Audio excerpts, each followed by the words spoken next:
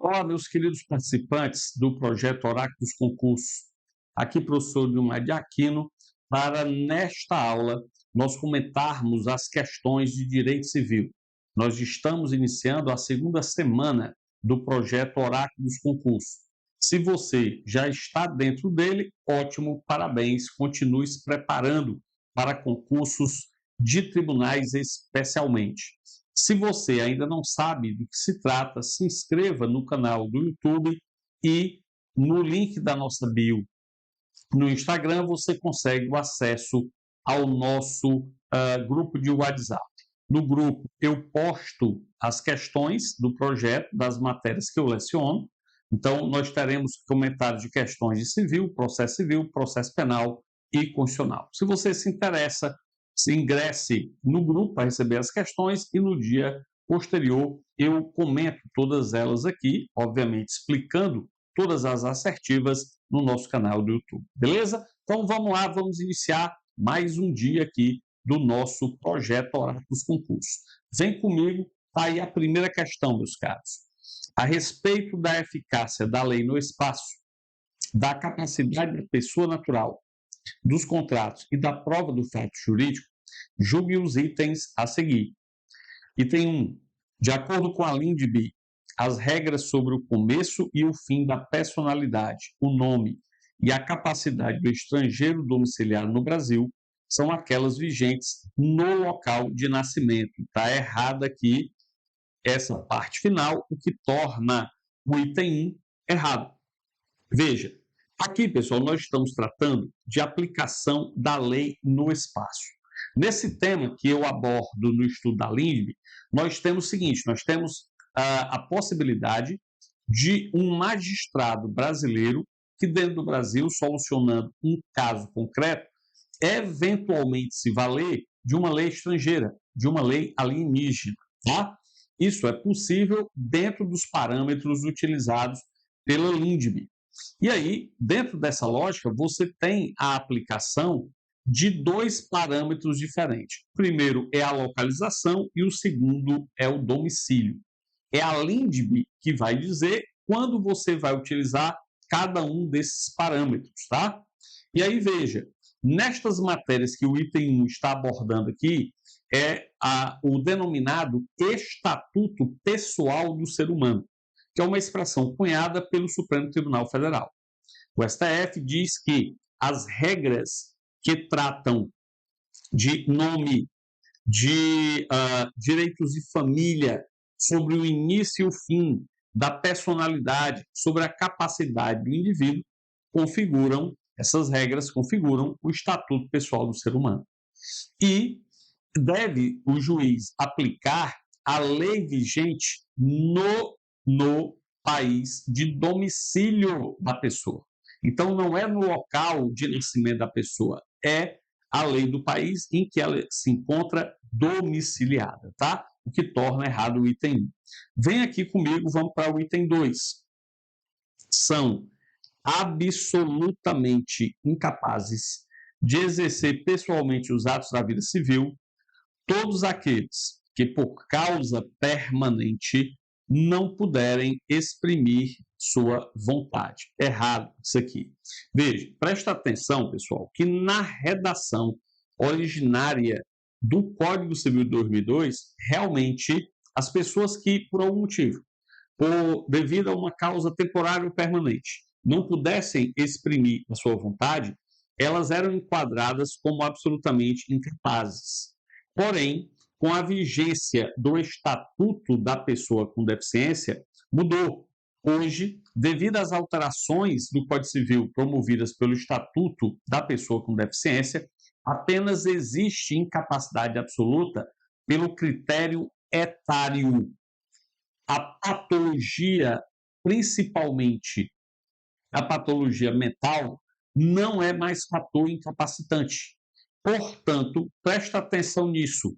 Só existe um grupo de pessoas que são enquadradas como absolutamente incapazes, os menores de 16 anos, tá? Então, essa hipótese aqui passou a ser, ou passou a representar, uma incapacidade relativa, tá? Daí o erro da assertiva vem comigo, vamos para o terceiro item. O terceiro item diz o seguinte: a recusa da parte em se submeter à perícia médica determinada pelo magistrado pode ser utilizada para suprir a prova que se desejava produzir com o exame assertiva correta. Vejam bem, pessoal, nós temos um posicionamento dos tribunais superiores, de um modo geral, que, obviamente, já atingiu uma verdadeira presunção, né, relativa de veracidade, que é a recusa a submeter à perícia médica, depor em sentido desfavorável àquela pessoa que se recusou. Ora, isso os tribunais utilizam classicamente na questão da realização do exame de DNA. Você demandado, né, em uma ação, por exemplo, de reconhecimento de paternidade, onde alguém afirma que você é o pai de uma determinada criança.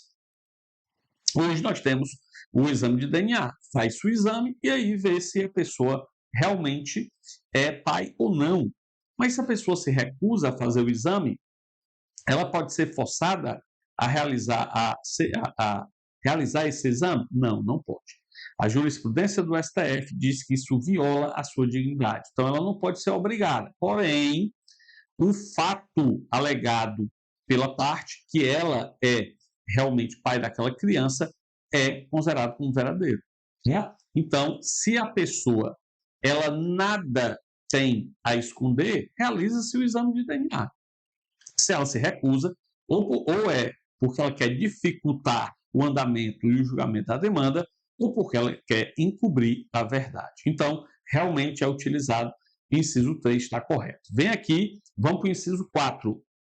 No inciso 4 diz o seguinte: os contratos de natureza privada são informados pelo princípio da intervenção estatal mínima e pelo caráter excepcional de sua revisão contratual. Tá certo, pessoal. Veja. Devido à denominada Lei da Liberdade Econômica, que veio a ser publicada em 2019, o artigo 421 do Código Civil foi modificado, tá? Então, no caput, você tem que os contratos, na execução do contrato, você deve observar a sua função social, né? No meu curso aqui, teórico, eu explico que essa função social tem duas vertentes. Uma vertente interna e outra vertente externa, ambas observadas pelos tribunais superiores. E no parágrafo único, vem a adoção desses dois princípios. O princípio da intervenção estatal mínima, tá? Então, veja, o Estado deve interferir, segundo a chamada Lei da Liberdade Econômica, de forma excepcional e, obviamente, de forma residual, subsidiária no contrato. Então, veja, a intervenção estatal mínima e o caráter excepcional da revisão contratual são ditames adotados pela Lei da Liberdade Econômica. Beleza? Daí, nós temos como corretas assertivas 3 e 4, que torna aqui correto o item 3 e 4. Veja, C de casa, né? C de casa é a nossa resposta. Vamos para a segunda questão. A segunda questão diz o seguinte: no caso de solidariedade ativa, a suspensão da prescrição em favor de um dos credores. Veja, presta atenção aqui, que isso é importante. Quando se está falando de solidariedade ativa, nós temos pluralidade de credores demandando um devedor comum. E, obviamente, essa dívida só pode ser cobrada dentro do prazo prescricional. Perceba, então, que as hipóteses suspensivas da prescrição beneficiam o credor e prejudicam o devedor. Olhando para o prisma apenas dos credores, que é uma solidariedade aqui ativa, então a pluralidade aqui está no polo ativo. Veja, que é que está se perguntando? A suspensão da prescrição em favor de um credor beneficia o outro? Bota na tua cabeça. Em regra, não. Em regra, não existe esse benefício. Em outros termos, a suspensão da prescrição é uma prerrogativa, individual, tá? Só beneficia o credor responsável pela suspensão da prescrição. Todavia, se o objeto dessa obrigação for indivisível, aí sim os demais credores serão beneficiados. Portanto, em resumo, a suspensão da prescrição só beneficia os demais credores se a obrigação for indivisível. Vem comigo, veja, olha o item A. Imediatamente favorece também os cocredores, seja qual for a modalidade da obrigação, já está errado, né? Só se a obrigação for indivisível. B de bola. Depende da concordância do devedor, depende de nada, tá? Até porque a suspensão da prescrição o beneficia. C. Favorece exclusivamente eventual credor, cocredor incapaz. Não. D de dado. Somente beneficia outros credores se a obrigação for indivisível. Essa é a regra que acabamos de ver. Beleza? Ótimo. Vamos para a terceira questão. Terceira questão é questão de responsabilidade civil, sempre presente aqui nas provas. Com referência à responsabilidade civil, assinale a opção correta de acordo com a jurisprudência do STJ. Item A. O incapaz não responde pelos prejuízos que causar a terceiros, pois a obrigação de indenizar recai sempre sobre seus representantes legais. Assertiva errada. Aqui, pessoal, presta atenção. Realmente o Código Civil, ele determina que existe responsabilidade civil objetiva dos pais, tutores e curadores em relação aos danos praticados por atitudes dos incapazes, né? De seus filhos tutelados ou curatelados. E aí, devido a essa regra da responsabilidade objetiva dos pais, dos tutores e dos curadores, muita gente imagina que o incapaz não possui responsabilidade civil. Isso é um equívoco. O incapaz, ele possui sim responsabilidade civil. Ele pode responder. Só que a responsabilidade civil do incapaz, ela é subsidiária e sempre não integral. Ou seja, em primeiro lugar, você demanda o responsável. Se este demonstrar que não dispõe de meios suficientes para pagar a indenização, ou no caso concreto, não tem esta obrigação de responder, responderá o incapaz. Porém, o incapaz, ele não responde pela regra, ou seja, pela extensão do dano causado. Ele responde por equidade. A lei autoriza ao juiz fixar uma indenização equitativa, que vai atender a situação dele ser incapaz, tá? Agora, claro, obviamente que esse valor da indenização não pode privar o incapaz da sua capacidade de autossustento e nem de sua família. Fechou? Vem comigo, vamos para o item B. O item B diz o seguinte: o grau de culpa do ofensor não constitui critério para se fixar a indenização patrimonial. A assertiva está errada porque ela não leva em consideração a exceção do nosso sistema. Quando eu falo nos nossos cursos teóricos de indenização, eu, em primeiro lugar, exponho a regra. Qual é a regra? É que a indenização é fixada pela extensão do dano causado. E essa regra é aplicada, por exemplo, no dano material, é aplicada no lucro cessante, tá? Então, veja, no dano estético. Então, a indenização é fixada pela extensão do dano causado. Quanto maior o dano, maior o valor da indenização, simples assim. Agora, nas situações excepcionais, obviamente que essa regra não prevalece. E uma das exceções é aquela que diz que quando houver uma grande desproporção entre o ato que causou o dano e a culpa do agente, o juiz fixará o valor da indenização de forma equitativa. Portanto, quando houver essa grande desproporção entre o dano e, obviamente, a culpa do agente, o juiz não observará a regra. Ele aplicará o seu posicionamento pessoal de justiça à luz do caso concreto. Portanto, essa exceção torna a assertiva errada. Vem comigo, vamos para o item C. O item C diz o seguinte: considere a seguinte situação hipotética. Célia, ao retornar para sua residência, deu carona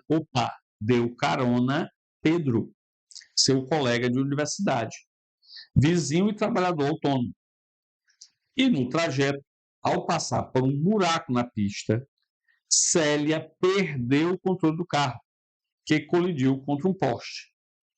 Devido a esse acidente, Pedro se feriu gravemente e ficou hospitalizado por 2 meses. Então, ele ficou hospitalizado por 2 meses, ferindo-se gravemente, beleza? Então, veja, nessa situação, Célia poderá ser responsabilizada pelos danos causados a Pedro. Está errado, pessoal. Isso aqui está errado. E aí, presta atenção no seguinte, veja. Via de regra, existe responsabilidade objetiva do transportador, da empresa transportadora, em relação aos danos causados ao passageiro, tá?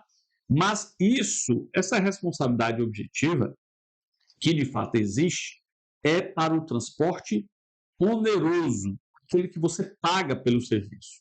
Então, se você pagou pelo serviço, independentemente de que meio de transporte for, pode ser por avião, navio, táxi, ônibus, o que for, tá? Uber, o que for. Você pagou pelo transporte, você tem direito a sair do ponto de origem ao ponto de destino no horário e em segurança, você e suas bagagens. Então, nesse caso, existe responsabilidade objetiva realmente da empresa transportadora e nem o fato de terceiro elimina essa responsabilidade. Todavia, para o transporte desinteressado, né, o transporte gratuito, a nossa conhecida carona, o motorista, que é o transportador, ele só responde se ele causar um prejuízo por dolo, ele teve a intenção deliberada de causar o prejuízo ao passageiro, ou por culpa grave, tá? Ele só responde, então, se ele teve dolo ou culpa grave. No caso aqui, a motorista não teve nenhuma culpa, então ela por nada responderá. Isso, inclusive, vem aqui comigo, deixa eu colocar aqui essa observação número 1, porque ela é muito importante para a gente. Existe a súmula 145 do STJ, né? Que você depois vai procurar e colocar no seu caderno de súmulas. No transporte, ela diz exatamente isso que eu acabei de lhes dizer. Né? Então, veja, essa súmula, ela diz que no transporte de passageiros desinteressado, no transporte gratuito, o transportador só responde pelos prejuízos causados ao passageiro no caso de dolo ou culpa grave. Fechou? Vem comigo, vem para a nossa assertiva D de dado. Nós temos o seguinte, fixada a indenização, a correção monetária deve incidir a partir do ajuizamento da ação. Não, pessoal, não é assim. Veja, existe regra específica no Código Civil dizendo que a correção monetária deve incidir a partir do momento em que o causador do dano está em mora. E no caso de reparações civis decorrentes de atos ilícitos, ele estará em mora a partir do momento em que praticou a conduta que resultou no dano à vítima. Então, cuidado, não é a partir do ajuizamento da ação. Na regra, é a partir do momento que ele está em mora. E quando é que ele está em mora? A partir do momento que ele praticou a conduta. Só que existe uma exceção jurisprudencial em relação aqui ao dano moral. E eu quero chamar sua atenção para esse ponto. Vem aqui comigo. Eu vou colocar aqui observação número 2. E na observação número 2, eu vou indicar a súmula 362 do STJ, tá?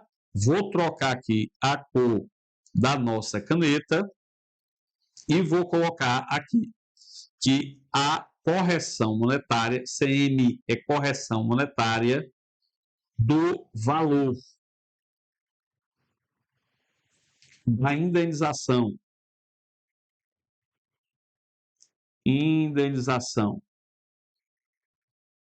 por dano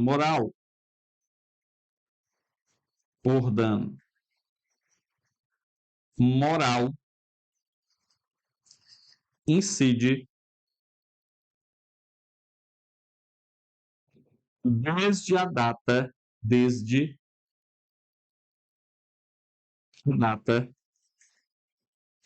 do arbitramento. Então, note, arbitramento de quem? Do magistrado. O magistrado fixou, né, o valor da indenização por dano moral, então a correção monetária incide a partir daquele ponto. Veja, é por dano moral, né? Por dano moral, beleza? Na regra, você já sabe, desde a prática da conduta.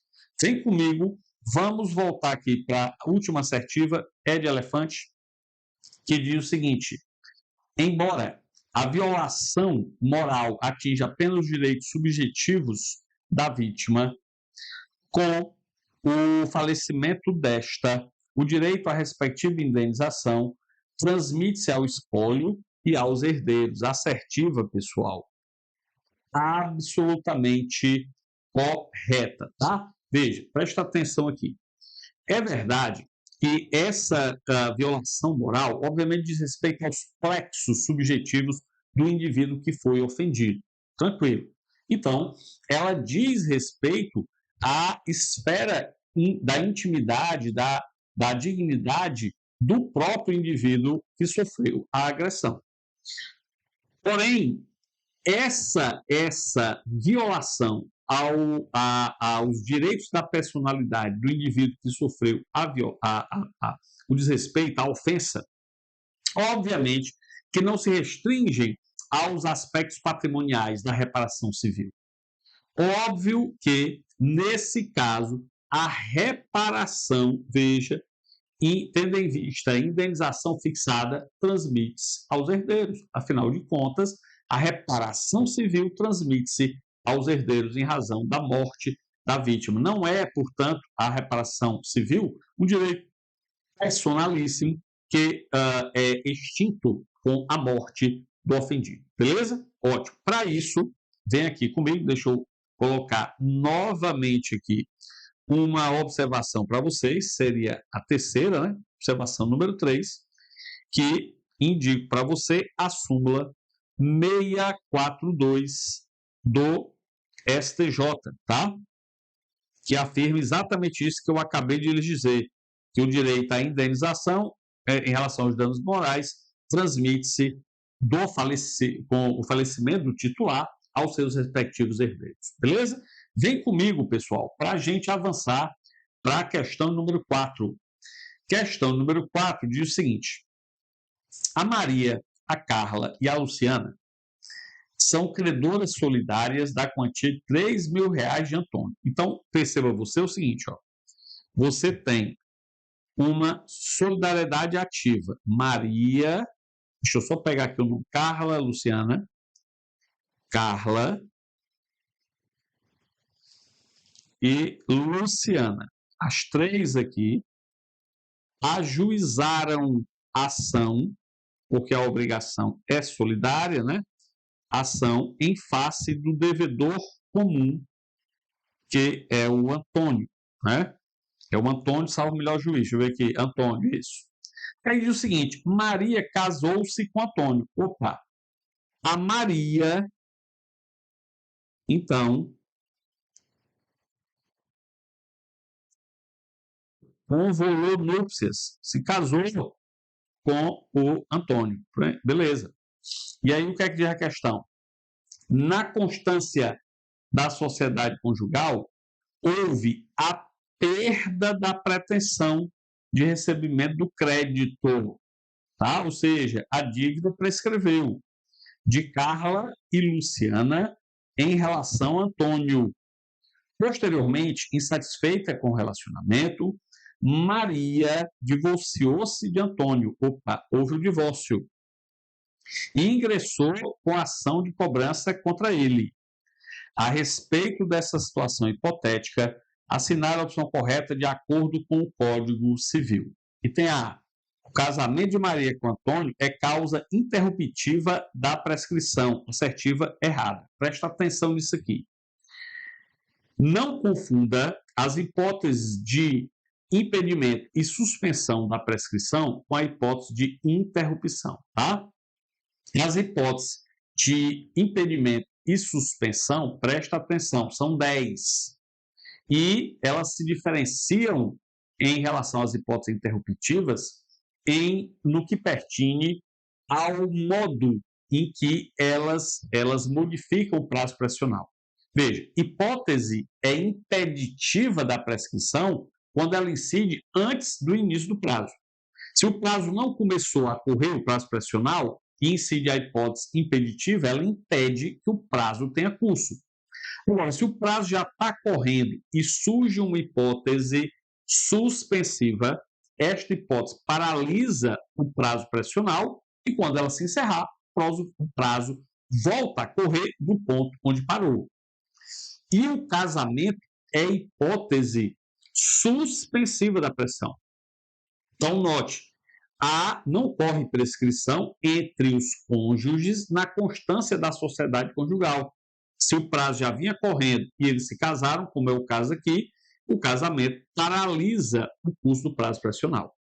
Agora, na interrupção, não. Na interrupção, o prazo volta à estaca zero e começa a correr desde o início. Tudo outra vez.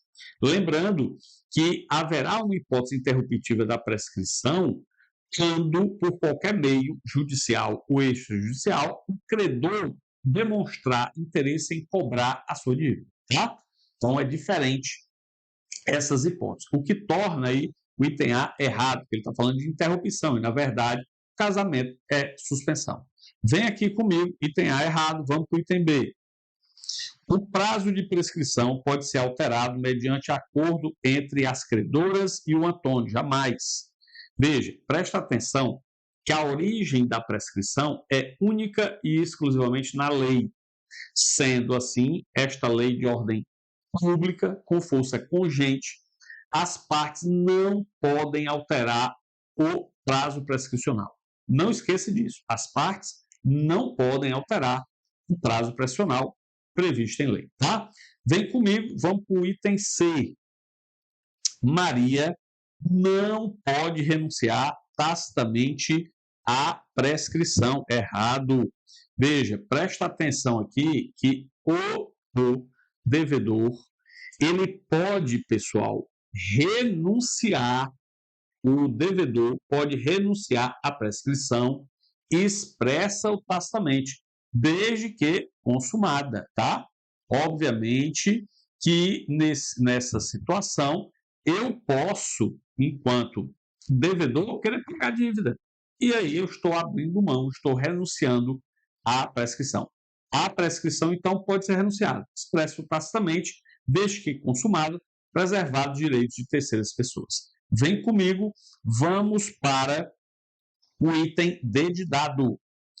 D de dado diz o seguinte: a suspensão da prescrição em favor de Maria aproveita as demais credoras solidárias. Errado.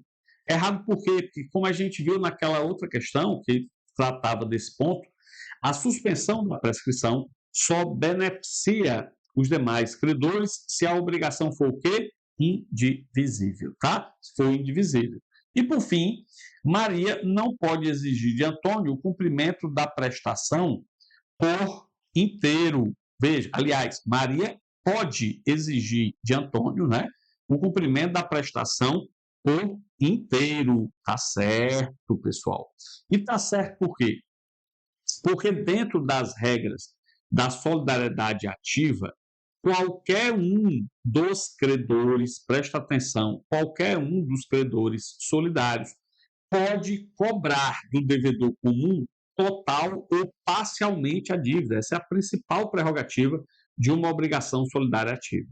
Então, obviamente, que a Maria, sendo uma credora, pode cobrar, né, do Antônio o cumprimento da prestação por inteiro. Daí o acerto do item E de elefante. Beleza? E, por fim, vem comigo, vamos passar para a quinta questão. Quinta questão diz o seguinte: João, mediante contrato firmado, prestava assistência técnica de computadores à empresa de Mário. João e Mário, por mútuo consenso, resolveram, por fim, a relação contratual. Então, eles puseram fim à relação contratual por mútuo consenso. Nessa situação hipotética, considerando que dispõe a doutrina majoritária sobre a matéria, caracterizou-se a... Vamos lá, presta atenção aqui, pessoal, porque nós temos aqui uma questão eminentemente doutrinária. Então, para acertar a questão, você tinha que ter conhecimentos, obviamente, doutrinários, né? Uma questão dessa exige realmente um conhecimento de conceitos sobre a extinção de contratos. Veja, em regra, o termo gênero é dissolução, né? A dissolução de um contrato, que pode ter algumas espécies. Essas espécies são caracterizadas por algumas nuances que podem ocorrer. Vem aqui para você entender o que eu estou falando. Então, eu vou colocar aqui, ó, a dissolução do contrato com gênero, né? Do contrato com gênero, tá? E essa dissolução, ela pode ser causada ou pela resolução do contrato,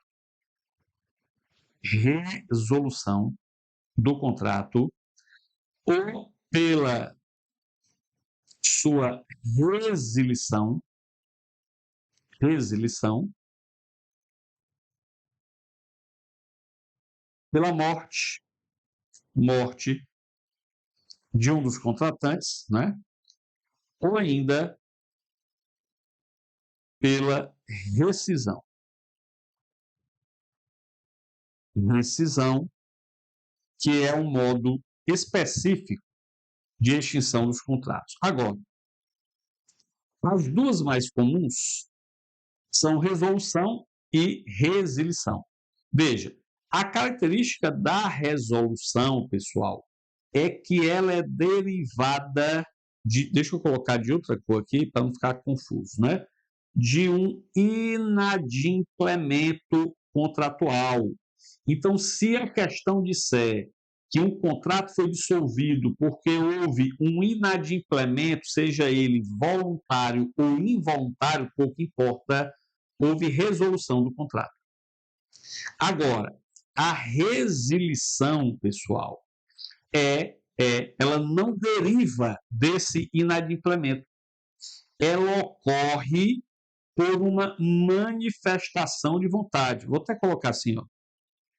Ela, para colocar aqui embaixo, você vai entender daqui a pouco por quê. A resilição ocorre por uma manifestação de vontade.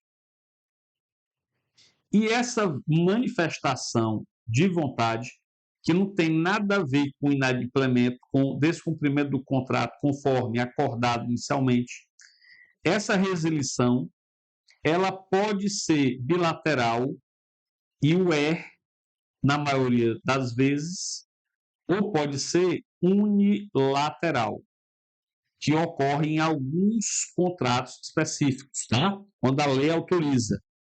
Agora, presta atenção que a resilição bilateral é o chamado distrato. Distrato é a resilição bilateral. Portanto, presta atenção nisso aqui que eu coloquei. Se você estiver vendo que um contrato foi extinto por mútuo acordo entre as partes e não houve inadimplemento, veja, a questão não faz menção a inadimplemento contratual, houve o chamado distrato, a resilição bilateral do contrato. Portanto, a nossa resposta aqui é de elefante, resilição bilateral do contrato. Beleza? Com isso, meus caros, nós concluímos mais um bloco de questões de direito civil. Mais tarde, ainda hoje, nessa quinta-feira, feriado, dia 19 de junho, né, eu coloco no grupo do WhatsApp as questões de processo civil para amanhã vocês terem acesso aos comentários. Beleza? Forte abraço em todos. Fiquem com Deus e já sabem, né? Vamos juntos. Até a próxima.